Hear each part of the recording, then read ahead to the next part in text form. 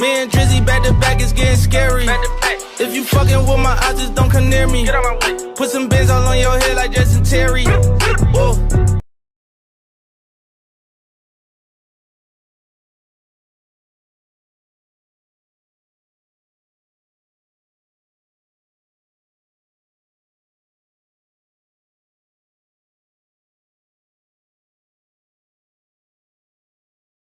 Let's get it, let's get it. The Faison View podcast, you already know, back with another episode 249, man. Ye has the answers, Sway. He got the answers. Hey, we're gonna break everything down, man. But make sure you like, subscribe, and share. Make sure you are smashing that like button, subscribe, and share, man. We've been going up. Only progress. Hey, you only fail when you stop. So we're going to continue to be consistent. And also, I'm going to add a lot of more flavor and different things to the podcast, more content. So be in tune for that, man. Make sure you go support at Faison View Podcast, man. Hey, we about to come out with some more winter merch. As you see, it's getting a little cold outside. And as always, man, make sure you go support Color Power. That's my baby. So we're going to keep it moving. That Color Power, make sure you go get that. So, man, on our agenda today, we got a lot to unpack. My guest host, my brother, he'll be here next week. I know you guys probably missing him, but he'll be here next week, man. And also, I'm going to be adding some more special guests to the mix. We're going to have a round table talk. Man, it's time to add more content. You know what I'm saying? It's time to get it. So, let's go. Let's get into it. So, man, Kanye, formerly known as Kanye, Ye Drink Champs interview. I'm gonna express my thoughts and I'm gonna break down the interview because I can have 3 to 4 or 5 episodes just about what he talked about. All right. Next, we're gonna move on to Travis Scott, the AstroWorld Festival. First and foremost, before I say anything about or moving forward, condolences to all the families. That is most important out of everything. Condolences to the families. You hear me? To the families, not even just the ones who untimely lost their lives. To everybody involved in the situation. So prayers up to you guys, like honestly and seriously. Matter of fact, moment of silence for all you guys.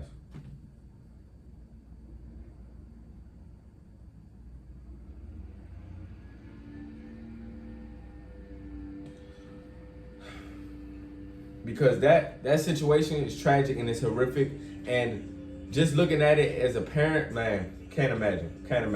So we're gonna get into that and delve into that. Man, name an actor or actress who killed a movie role so hard no one else should ever try. You can't even try or depict it. And lastly, as always, would you rather walk a tightrope across the Grand Canyon or put the mitts up against Mike Tyson? Look here, I might be on that tightrope. So we're gonna see what you guys' response is. You're gonna see what my response is very soon. So, man, you hear that Ye playing in the background, man? Hey, man, for real. This interview of the year. Like, I don't care what your views and beliefs are on Ye. If you want to be realistic, he has done everything he has set out to do and said he will do. So if you don't respect him for anything else, respect him for that, for certain. Because Ye is a legend. He's an icon. And he's our people. You know what I'm saying? This is our culture. You know, coming from music and producing to being a fashion icon, to being a philanthropist. Look at me saying the wrong words. Philanthropist. Look, still saying it wrong. But you get what I'm saying in the gist. Like how well diverse he is in all these different fields. As he broke down when he was talking about the verses. You know what I'm saying? When he was talking about the verses. Oh yeah, well, the Drake and Kanye verses. I respect the fact that he said, you know, Jay-Z's my boss. I'm not getting into all that. But also, I respect the fact that he took on to the China's like, yeah, I can be Drake. And also, at the end of the day, you're going to need an army to beat me with all I can do. You know, he was stating that, oh yeah, with Verzuz and Drake that, hey, I'm battling in both fields. So it's a lot that he said that I'm about to unpack, man, it was very influential to me, if you ask me, to be honest and personally. Because you have a man who was down and out, people thought for what, 4 years ago when he was filing bankruptcy and all these things, he stayed on his path and he stayed with his vision. And now just not the richest black man, he is one of the richest men in America and the history of the world. You have to understand that. And it's just getting started. He was mentioning 9 B's. You know what I'm saying? That's a different type of level. You know what I'm saying? That's wealth. That's generational wealth. And also stating the fact that he only made 50 million, I'll say to maybe 100 million out of that billions from music. So that shows you the work and groundwork he put in, the vision he had. So, hey man, it's a lot to unpack. It's a lot to unpack. But man, first and foremost, he addressed the elephant in the room. He addressed the elephant in the room. But what I do respect about Ye is the fact that, even though him and Drake has had their past issues, all this tit for tat, but I respect Kanye because he respected Drake. He wasn't dissing or trying to disregard his success or what he has done and what he is still doing. And I wholeheartedly respect that. Because at the end of the day, when he said something really much so, that's a fact. We both rich, we both wealthy. Nothing's gonna happen to us. We're not gonna harm each other either. So in the grand scheme of things, man, there's nothing that you can't just overcome. But I do mess with Ye being Ye. He was talking his talk too. Because the fact of the matter that he pointed out that, hey, I can verse somebody as a producer, I can verse somebody musically, or I can verse somebody with albums. Like the breakdown of how he was saying stuff, he was talking his talk, man. He was really talking his talk. And what I respected most about that interview, that Nori let him talk, bruh. Nori let him just be himself, man. And one thing we want from Ye is just him being himself. And I feel like that's the reason why it's going to be the most viewed and Drink Champs ever. And it's going to be the best interview this year. And maybe like best interview in a good while. Because people got to understand that this is not just a regular, human being talking to you. Yes, we all human beings, but this is a genius. This is a genius. And let's call a spade a spade. I don't care what you feel or how you feel about Ye personally. He is a genius. You have a man that's sitting up here telling you how he is worth $9 billion. And to see how we see him and how he came all the way up in the game from start to now is amazing. It's amazing. It really is amazing. And really shout out to him. He was popping his stuff, man. You have to respect Ye for that because, he talking about, oh yeah, my peers. Look, my peers are Jeff Bezos. My peers are Elon Musk. My peers are Gap. Those, hey, look here. He was talking heavy.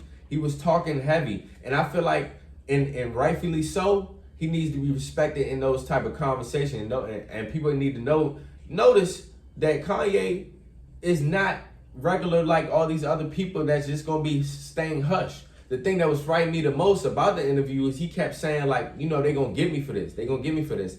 Almost every podcast I come on here and say, information is key. Information is more valuable than anything. So now that he is wealthy on a different level, even though I know he had an understanding of a lot of things, he has more information. And that information he was spreading to us. One thing that I really felt that was pivotal, that people might have overlooked what he was talking about. I know this is a touchy subject, but when he spoke to this, and he was talking about, what we go through as a black community, and how they push, he was dealing with his situation, but how they push Plan B onto us in our communities. People don't understand, and when he broke down that the Plan B pill is a part of an entity and a person who's behind the KKK. People don't understand or know that. And he was putting that information out there for you to be privy and have an understanding of certain things. You know what I'm saying? Planned Parenthood, population control. These things that what he was talking about is very much so facts and things you should really look into. Because when you started to break down certain things, not just that, but it's like, whoa, he's telling us something. So it is our priority to open our ears and listen and take in this information. That's what I got from the interview, the whole interview. Let me take in this information of what he's saying. Even to the points where he talking his talk, but it's still hidden gems within him talking his talk. Then he moved on to a whole nother point where he talking about the definition of a house and a home. Cause they like, yeah, man, you're on a whole nother level. You need to be in a mansion. You need to be out, got certain people in his ear talking to him about something. But also, what I respect about what he was saying is like what you value. What do you value? Because he said, my home is when I FaceTime my children and when I FaceTime North. My house is what I bring with me is a little backpack. That's my house. That's my foundation. Basically, just in an overall realm saying, I don't need a generally house in a regular form, because guess what? It's a lot of people out there pushing that notion so you can do certain things within that house. Okay, so it's deeper. It gets deep, bruh. And when he was saying, bruh, and not nobody was cutting him off, but sometimes he would cut himself off a little bit for what he was saying. Is just it was deep. It was deep, and it cut deep, man. And it cut very much so deep. So with the everything he's saying, man, it's just crazy that even within, like 2 hours, he unpacked so much. He unpacked so much, man. And then my favorite part of it was really when, he was just breaking down his emotions about everything that he had seen. Like it's crazy because with him and with certain celebrities, you don't think they hear or see certain things or even worried about certain things. So to him to even talk about the John Legend situation, the Big Sean situation, like an elephant in the room. Of course, he talk about the Drake situation, but the fact that he being so open within these conversations. I ain't saying that everything he said was right. Everything he said wasn't necessarily the right thing to say, but it was the yay thing to say. It's how he wanted to put it, how he wanted to express himself. But you can't do nothing but respect that, because at the end of the day, what we respect from people. Everybody say, oh, we don't like a liar, but he keeping it straight, real, and factual. Understandably, it can hurt feelings, but at the end of the day, this is how he feels. This is how he feels. And I respect the fact that he came out and just really was just talking. My favorite point, like I was saying, was that group chat combo where he was saying that he had Kim, Jay-Z, he had Pusha, he had Drake, he had Verzuz, and I think it was Travis or whoever, etc. And he said, look here, I'm worth more than all of y'all in this group chat. You know what I'm saying? Like, that's a yay thing to say, but look, I ain't saying he ain't absolutely wrong probably in that statement either. You know what I'm saying? So I was respecting Kanye really just talking Kanye, being himself, but also it was just too much that he broke down that really I could talk about like for weeks and weeks and weeks. I'm not gonna keep y'all here that long, but also you really need to watch this, because this is impactful on a whole nother level. And also, like something that really caught the eye when just having these conversations he was having, was really just the fact that he was spitting a lot of hidden gems regarding, us black folks and our culture, and then also talking about, the entities that may be, because at the end of the day, he was talking about Caucasian, he was talking about the people that are behind certain things. Not all, but he brought up Steve Rifkin. He like, man, look here, I'm talking about a problem with my brother, man. You don't got nothing to say to me. You ain't got nothing to say to me. He just talked about so much that really I feel like the general person or the normal person just watching is just like, oh, okay, it's just Ye being Ye. But actually looking in the content of which he was saying, it was some deep stuff. It was some deep stuff. And then like I was saying too, like, all right, this is an argument I had amongst friends that wasn't on the pod. But when he talked about the most influential rappers of the last 10 years and who he mentioned. So I was having this really long debate with people, you know, about who's the best Atlanta rapper and who's, you know, really influenced that scene. And if you know, you know, because Atlanta has been on the scene and for a long time. Since they said the South got something to say, been on the scene. And what he said out his mouth was Future. And what I've been telling people in these conversations, you talking about Atlanta, you talking about the top 5, Future needs to be in everybody's top 5. If not, I wouldn't say 1 because it just depends on who you are, because you got influencers such as Gucci, you got Jeezy, you got T.I., you know, you have, of course, Andre 3K, you got Outkast. It's a lot. It's a lot in Atlanta. We can break it down. But if you're looking at the last 10 years in which he said, man, look here. Future really has paved the way for a lot of these artists. And I'm glad and happy that Kanye is just sitting there just talking and giving people his flowers at the same time. You know, a lot of people noted the things he was talking about bad or feel like he was, you know, voicing his opinion unfairly.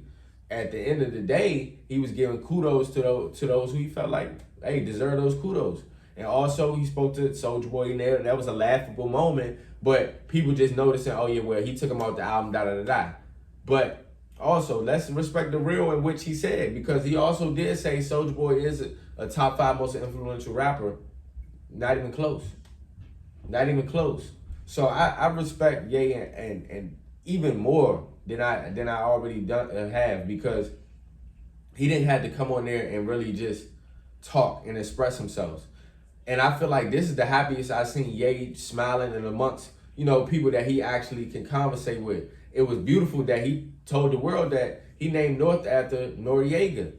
Like, those are just like dope moments, really just dope moments throughout the podcast and interview that was just really just noted, man. It was really just noted. Man, really take note of this, man. Really take note of this. And also, you know, like when he mentioned like his peers, who his peers was Jeff Bezos and Elon Musk and Gap and the deals and the things that he's done to get to where he's at. Like, let's start respecting the fact that he is on this pedestal. Let's start respecting the fact that he is, like I said in the beginning, one of the richest men in the world, and especially in America, top 5 richest black men in America. It's baffling, it's mind blowing, because at the end of the day, you have to see where the start is and where you're at now. And it was very much so influential, and it was really like it hit me like a light bulb. Like I almost couldn't sleep. For real. Like, I'm not even trying to be funny. I was just like, bruh. And it goes to show that when you're down and out, and you feel like the world is against you, do not give up. Because the real failure is you giving up on yourself, giving up on your dreams, your goals, and aspirations. You know, because if he gave up, who knows where he will be at? Who knows where he will be at today? So really, it's really very much so motivational of what he was talking about and how he was putting it into perspective. Then he talked about things of building a community and building a community to really create you know, no sense of classism. You know, no sense of like, oh, it's a poor, a middle class, or an upper class. That we're all equal. We all have the same dollar amount. We all put in this community. He was saying a lot of things, bruh. He was saying a lot of things. And guess what? I can't wait for part 2, because it is a part 2. It is a part 2. So, man, this was just like I have so many things jotted down, I can't even like think, because it's like, bruh, what he said through this interview, it very much so motivated me to a whole nother level. Like, I'm seeing a lot of things differently as he spoke to that. And rightfully so. That's what he wants us to do. Because guess what? The information that we can't just have and privy to us, a lot of things that he said was very much so key for us to take and listen to and have understanding. So it is very much so amazing interview. Amazing interview. And the interview of the year to me. Interview of the year. The most views in a day from Drink Champs as well too. So this was just different, man. It was very much so different. And really, really, really give Ye his flowers, man. Give Ye his flowers. Because I was scared throughout the whole podcast, because guess what he kept saying? And what I alluded to earlier. I'm just saying too much, but what's done is done now. That was different. He was on a whole nother wavelength. That was different. You got to understand that. You got to understand people been killed and taken out for information. For giving information, especially to our people. Because we utilize this information, nobody can stop us. You hear me? And that's what he is saying. When you utilize the information and you research and do your information and also collaborate and come together as brothers, it's nobody that can stop us. And that's why I loved and respected so much about the Drake comments, about him talking, even he talking his talk.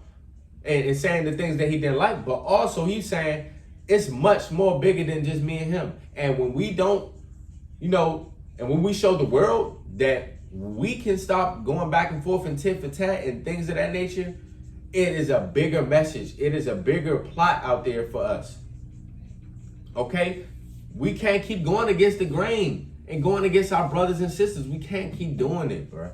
It's not going to get us anywhere in the long run. And that's just facts. No fiction to it. That is facts. So much respect to Drink Champs, much respect to Nori, DJ FN for really just surprising the world with that one, because Ye spoke some real. He spoke some real. And I hope it don't go overlooked. And also part 2 coming soon. So now we got that out the way, man. I'm gonna break it down to some more serious conversation, man. For real. For real, because this incident, eye-opener, unprecedented, tragic, mind-blowing, and just leaves you for a loss of words. So, before I get into it, like I said, condolences to all of the families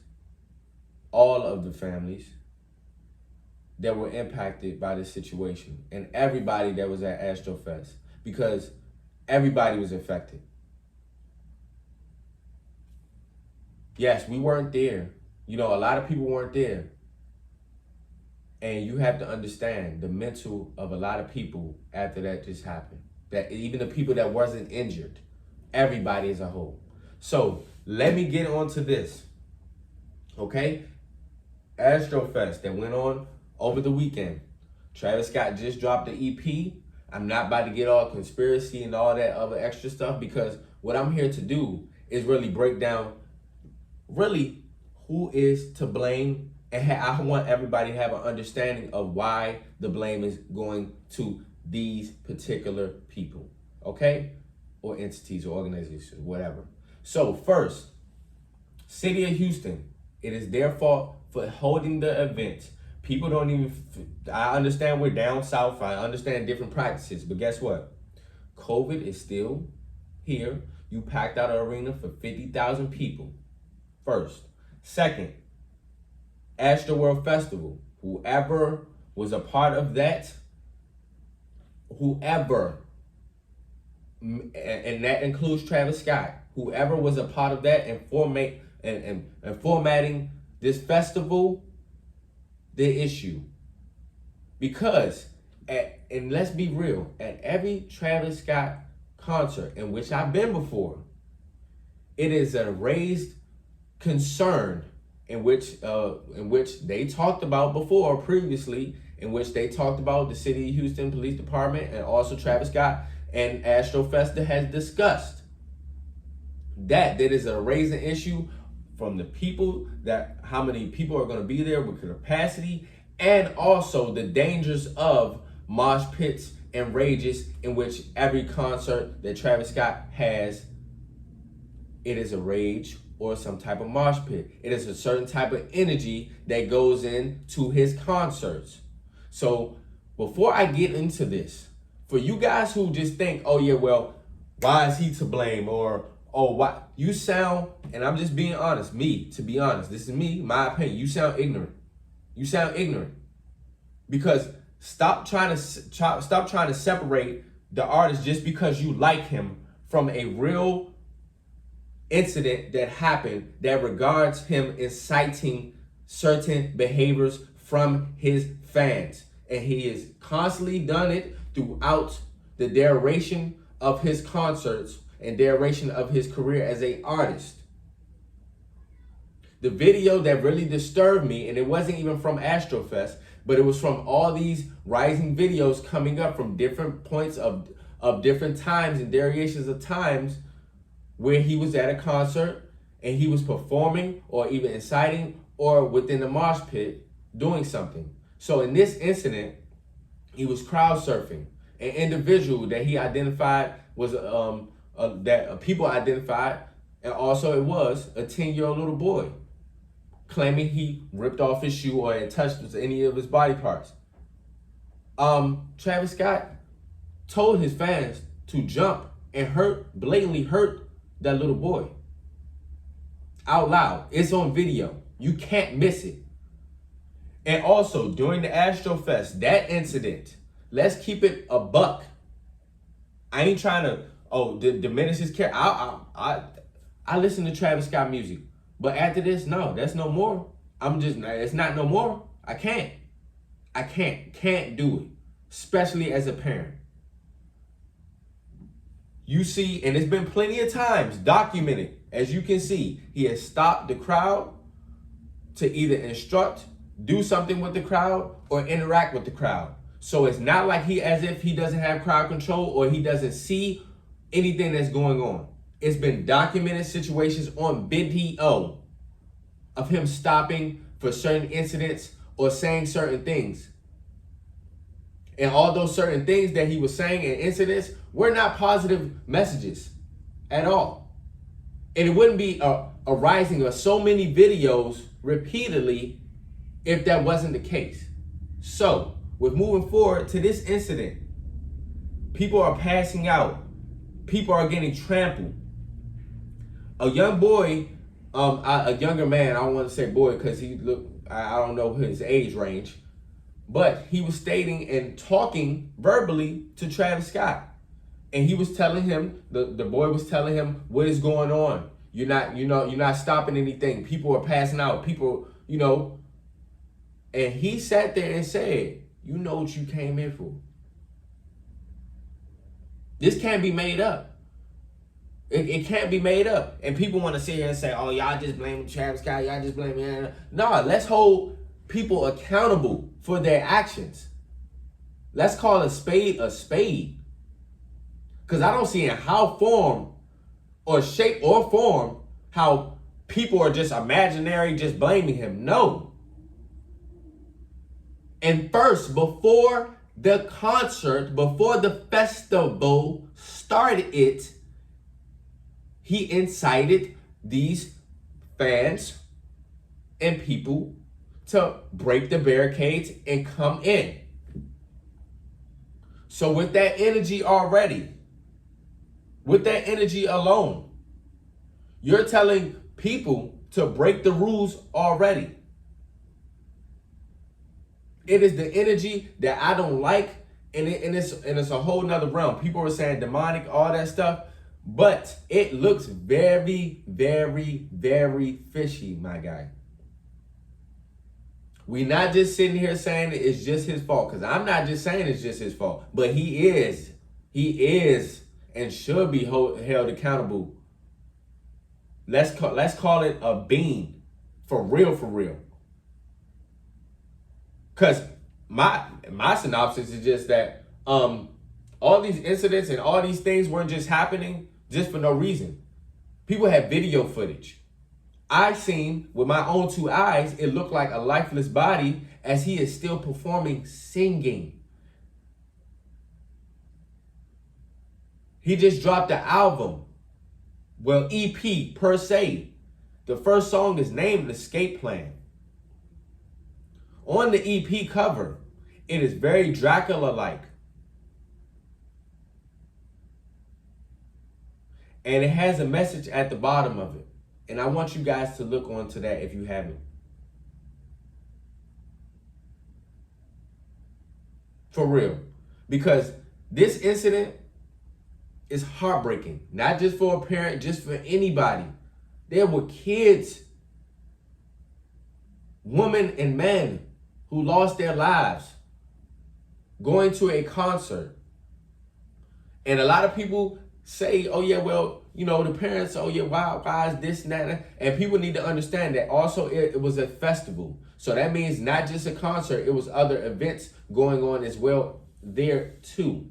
So if you're asking why those kids were there, that can be a reason. I'm not saying parents are not held accountable, because in certain circumstances, I'm not going to put my child in any type of harm's way. Understand that. Cool. We understand that. But nobody's kid should not come home from being trampled or in a mosh pit or a rage of any type of sort and not come home. No, absolutely not. Absolutely not. And it's on paper and it's documented. These incidents have transpired. That incident when I talked about the 10-year-old little boy, that wasn't that same day. And that's exactly to my point. We understand that you have rock bands. You understand we have heavy metal and different type of auras and different type of things. You don't hear things like this reported. You don't hear things like this reported. Condolences to the families. Seriously. And you guys trying to make sense of this and trying to say, oh, well, he's not to blame and you just trying to cancel him. You this, you that. Let's actually understand. Read the room. Do your research before you sit here and talk any type of ignorance. Any type of ignorance. Because y'all are so worried about people not blaming Travis Scott instead of worrying about the families and the kids, women, and men that were lost in this incident. That's not getting talked about enough. I hear a lot of comments, oh, well, it wasn't Travis' fault. Oh, this who fault it is. This who fault it is. Are y'all serious? You can't be. You can't be. And then more reports are coming out of what transpired before and after. Then people are talking about, you know, well, why is so many headlines just keep talking about him? Do you not understand that also in the lawsuit, Drake was fined too? Well, people did see that and people understand. And people are like, what did Drake do? He didn't do anything. He was there though. He was there though.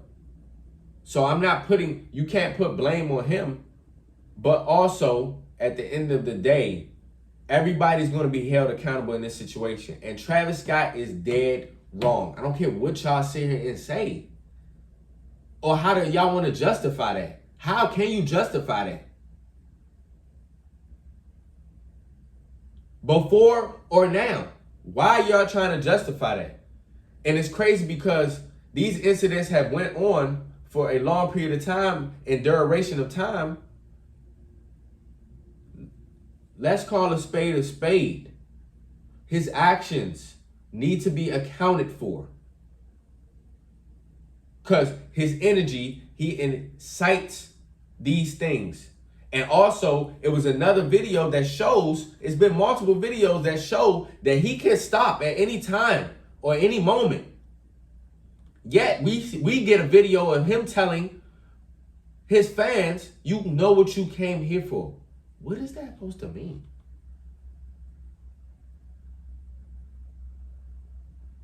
Y'all sitting there trying to tell me that his actions are justifiable? Yeah, okay. Yeah, okay. And I want to hear everybody's views on this too. Honestly. Because I'm not trying to say it in this regards of like cutting people, but I'm looking at certain people like, Because do you not know that you're just trying to defend somebody that actually has a certain type of energy alongside with them? All this praising the devil, demonic stuff, man. Get it out of here. Get it out of here. For real. Because that whole incident, all of that, that is tragic. That is tragic. I don't want anybody to compare, oh, well, somebody did this and trap. No. I don't want to hear it. I don't want to hear it. It is not justifiable. It's not. And where I'm not sitting here saying he's the only one to blame. The city of Houston and the people that run and help function the Astro Festival are responsible too. And should be held accountable too. We're going to keep it a beam. But you're not about to disinclude the artists in which they came there for, and the artists that incites these rages in these mosh pits, and that incites a certain energy. We're not going to do that. Because what I've always say is, to be honest, these celebrities need to understand and know their platform. Point blank, period. And good, bad, or indifferent, you need to be accountable for your actions. For real. So my condolences to all the families, to everybody that was at Astro Fest. Because at the end of the day, that is mentally something that you cannot erase out your mind, especially if you were there. Beyond tragedy, beyond lost words. So again, condolences, and I'll give a moment of silence out of respect for sure.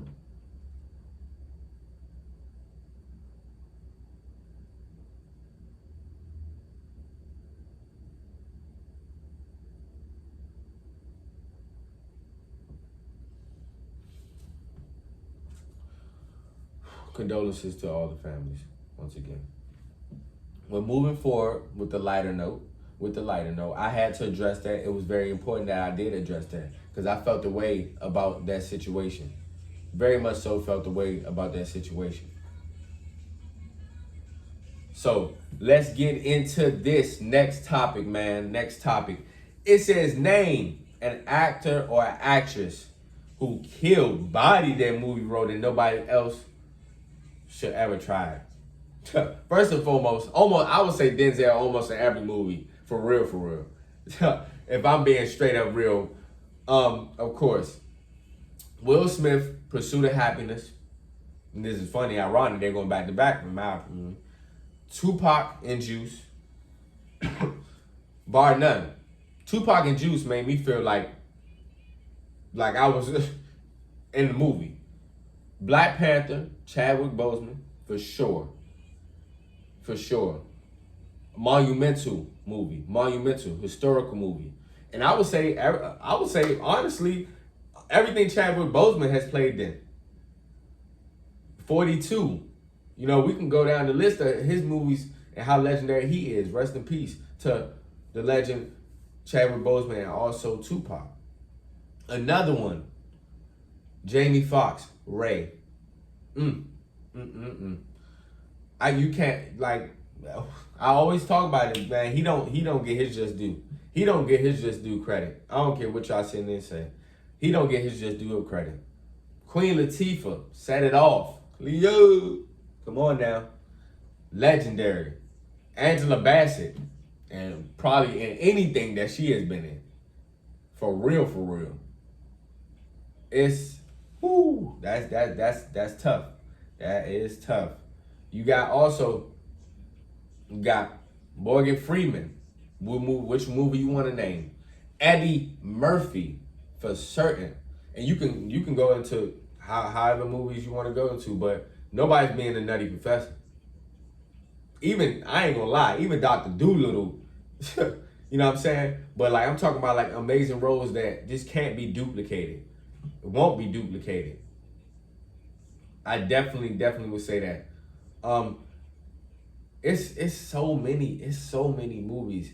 And it's funny because when I was talking to my students about this, just asking them, you know, who's some people that you would think about or name regarding who bodied their movie role. And of course, I was laughing because even, you know, they're younger, but everybody in the room said Training Day Denzel. For real. Training Day Denzel. Shoot program. You better stop playing.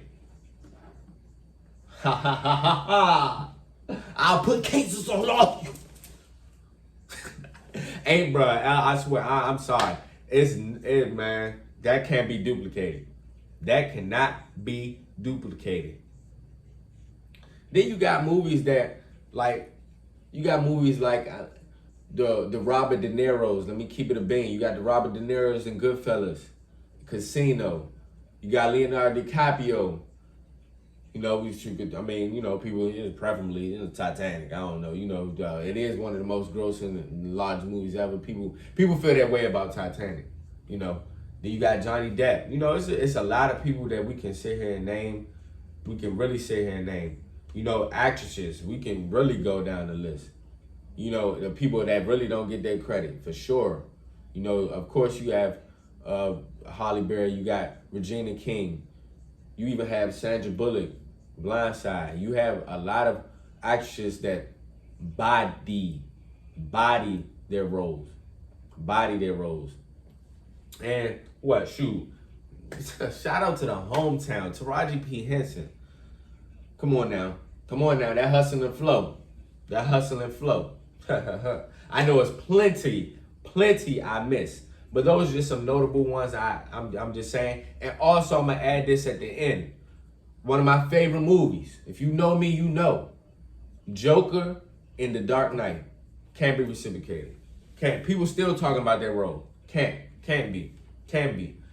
To the point, and if you know, you know, to the point, unfortunately, he overdosed because of that movie. He played that role to the pinpoint. And people don't understand. I was having this talk too with a couple of my friends. Look here. To tap into a certain type of role and certain type of, like that character, it takes a lot. And a perfect example is Lakeith Stanfield in Judas and the Black Messiah. Him having to play the role, and he talked about the mental health problems he had over that role, because that was a different type of pain to the black community and what happened and transpired with that situation. So these movie roles, man, shout out to all of the amazing actresses and actors, for real, because y'all give us something really compelling to watch, especially the people I name, and I know it's 1,000 many more. I know it's 1,000 I missed, but I was just noting some. You know what I'm saying? Just noting some. You let me know what's an actor or actress who bodied the movie role that you know what I'm saying? Nobody can never duplicate. You know what I'm saying? So make sure you comment that. Make sure you comment that. I want to hear that. You know what I'm saying? I got the ears. I can hear. Let me hear that one. So lastly, man, people might think this is a good one or a dumb would you rather. So we're going to see. Would you rather walk a tightrope across the Grand Canyon or put the mitts up with Mike? What you going to do? Boy, what? Boy, I got the... But look here. All that was just for show, because guess what? I'm gonna be right here on that tightrope. Because I'm sorry, I don't care what y'all say. I'm petrified of heights. You get the, I mean, either way, you're not in a good situation. But you fighting Mike Tyson, I'm just be honest, you might not wake up. And it might be seconds in which he knocked you out. You gotta understand, Mike Tyson, I'm just be real with y'all. Mike Tyson wasn't, yes, in stature, in his prime, and also just now, he has, you know, he's built. He's built, you know what I mean? He's built. But he's only my height too. People don't understand, Mike is like 5'10", 5'11". He's not that tall. He was fighting in heavyweight where he was fighting people that were 230 to 250, 6'3 to 6'5 to 6'7", and knocking them cold out. What makes you think I got a chance? What makes you think you got a chance? Especially if you don't box at any type of sport. It is a wrap. You know what I'm saying? I mean, a tightrope, I don't even know what I could do. I'm just, you know what I'm saying? I'm petrified of heights, but I don't know if I could take no punch like that. Even if I'm running around the ring, you know what I'm saying? Like, I don't know. That one punch, people don't understand how difficult boxing is. People don't understand how difficult boxing is. It only takes one move, one false move. Boy, you be curtains. You don't want that. I don't want that problem. So y'all let me know what y'all gonna pick, cause I don't want that problem. I'm good. I'm straight off of that. But guess what, y'all? Another amazing episode of the Faison View podcast. Make sure you are tuning in every Thursday. Like, share, and subscribe. I ain't playing with y'all. I ain't playing, man. We dropping that heat every Thursday, 5 p.m. Eastern time. You know what I'm saying? So next week, Project had my brethren back. And you already know we loading up the new topics, man. It's going to be a good one, man. So much love and peace to you guys, man. Make sure you guys have an amazing, blessed rest of the week.